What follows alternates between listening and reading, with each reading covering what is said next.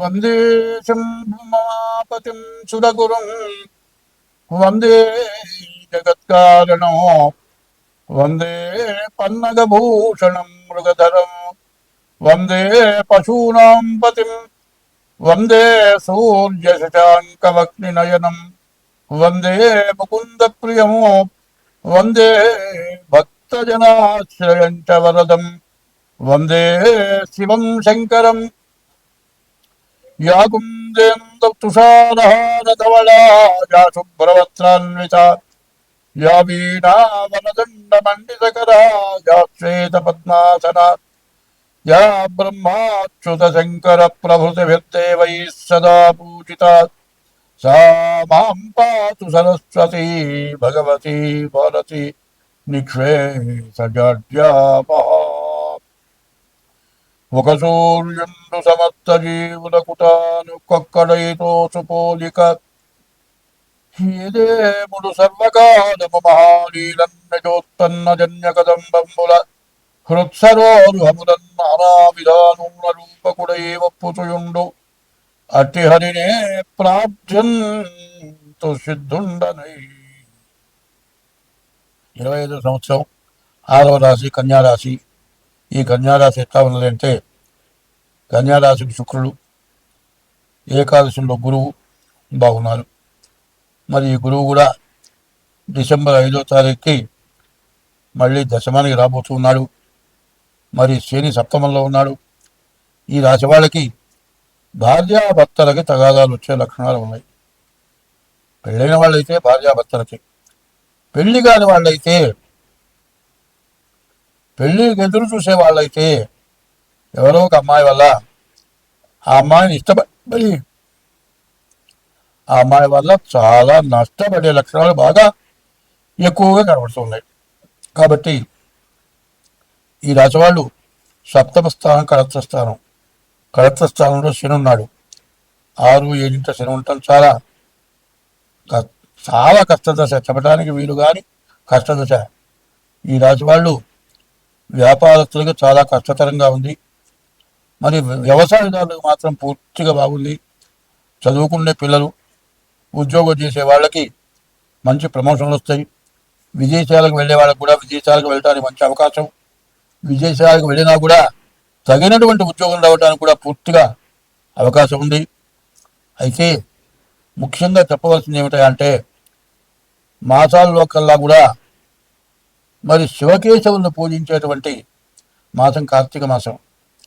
మరి ఏకాదశి రోజున, మరి 1వ తారీఖు ఏకాదశి రోజున, 1వ తారీఖు ఏకాదశి రోజున, 2వ తారీఖు ద్వాదశి రోజున మరి విష్ణువుని పూజించే రోజులు.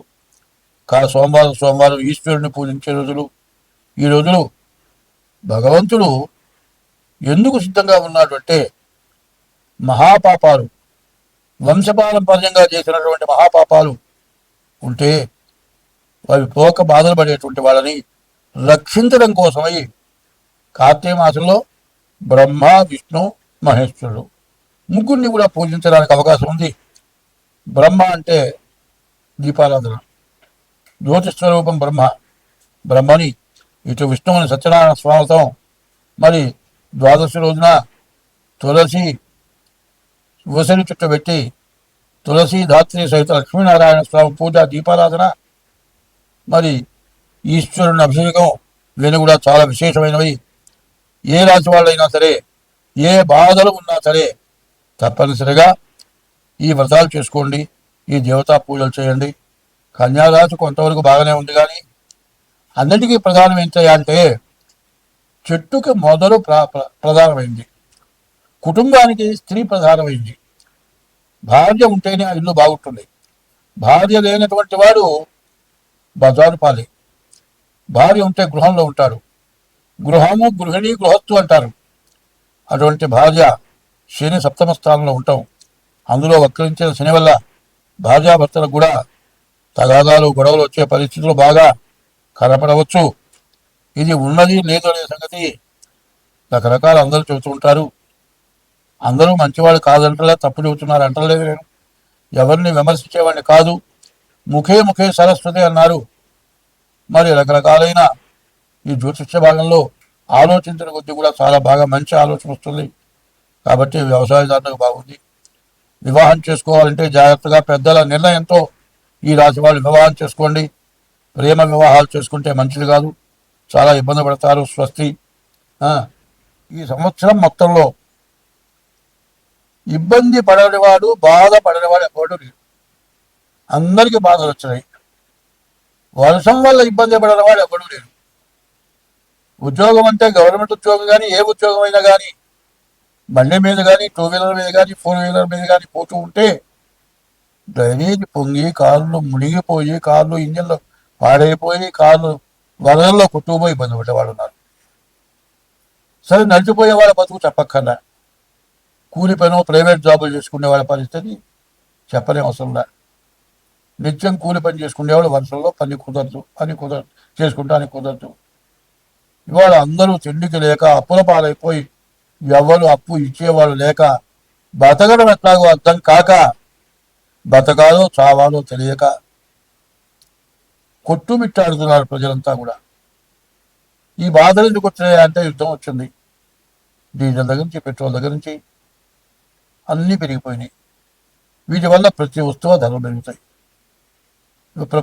మరి రాజకీయ నాయకులు కానీ, మరి రాజ్య పరిపాలకులు కానీ ఎవరు చేయలేరు. ఈ పెరిగిన దాన్ని ఎట్లా కొన్నాళ్ళు మళ్ళీ సక్రమైన దారి వచ్చి, పంటలు వచ్చి, కనీసం కూరగాయలు కూడా దొరకని పరిస్థితి వచ్చింది. ఇప్పుడు ఎవరు దిక్కు? దేవుడే. దేవుణ్ణి పూజించక తప్పదు.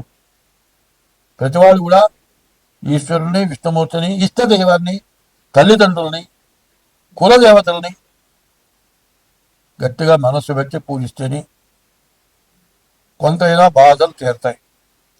అదే కాదండి, ఎవరు ఎన్ని చేసినా బతికున్న తల్లిదండ్రులకి అన్నం పెట్టకపోవటం, వాళ్ళు తిన్నారా తినలేదా చూడకపోవటం, కనీసం వాళ్ళని వృద్ధాశ్రమాలకు పంపించడం, తర్వాత విదేశాల్లో ఉన్నవాళ్ళు వృద్ధాశ్రమంలో ఉన్న తల్లిదండ్రులు చచ్చిపోతే రాకపోవటం, దహనం చేయకపోవటం, కర్మ చేయకపోవటం, ఇవి చెయ్యరాని మహాపాపాలు.